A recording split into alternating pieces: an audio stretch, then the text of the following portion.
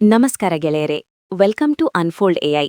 ನಮ್ ಬೆಂಗಳೂರಿನ ಟ್ರಾಫಿಕ್ ಬಗ್ಗೆ ಮಾತಾಡೋದನ್ನ ಬಿಟ್ಟು ಇವತ್ತು ಸ್ವಲ್ಪ ಇಂಟರ್ನ್ಯಾಷನಲ್ ಲೆವೆಲ್ ವಿಷಯ ಮಾತಾಡೋಣ. ಈ ಕಾರ್ಪೊರೇಟ್ ಪ್ರಪಂಚದಲ್ಲಿ ಸಿಇಒ ಅಂದ್ರೆ ಒಂದು ದೊಡ್ಡ ಕ್ರೇಜ್ ಅಲ್ವಾ?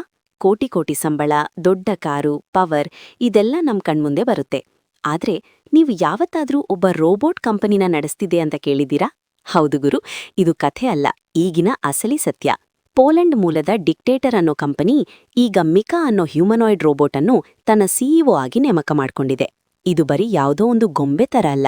ಹ್ಯಾನ್ಸನ್ ರೋಬೋಟಿಕ್ಸ್ ಅವರು ತಯಾರಿಸಿರೋ ಈ ಮಿಕಾ ಮನುಷ್ಯರ ಮುಖದ ಎಕ್ಸ್ಪ್ರೆಷನ್ಗಳನ್ನು ಪತ್ತೆ ಹಚ್ಚುತ್ತೆ, ತುಂಬಾ ಚುರುಕಾಗಿ ಮಾತಾಡುತ್ತೆ.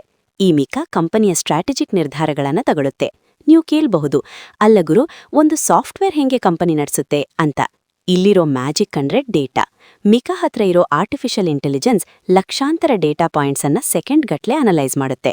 ಮನುಷ್ಯರು ತಪ್ಪು ಮಾಡಬಹುದು, ಎಮೋಷನಲ್ ಆಗಿ ಡಿಸಿಷನ್ ತಗೋಬಹುದು, ಆದ್ರೆ ಮಿಕಾಗೆ ಆ ತೊಂದರೆ ಇಲ್ಲ. ಅದಕ್ಕೆ ವೀಕೆಂಡ್ ಬೇಕಾಗಿಲ್ಲ, ಅದಕ್ಕೆ ನಿದ್ದೆನೂ ಬರಲ್ಲ. 24/7 ಕಂಪನಿ ಲಾಭದ ಬಗ್ಗೆನೇ ಯೋಚನೆ ಮಾಡುತ್ತೆ.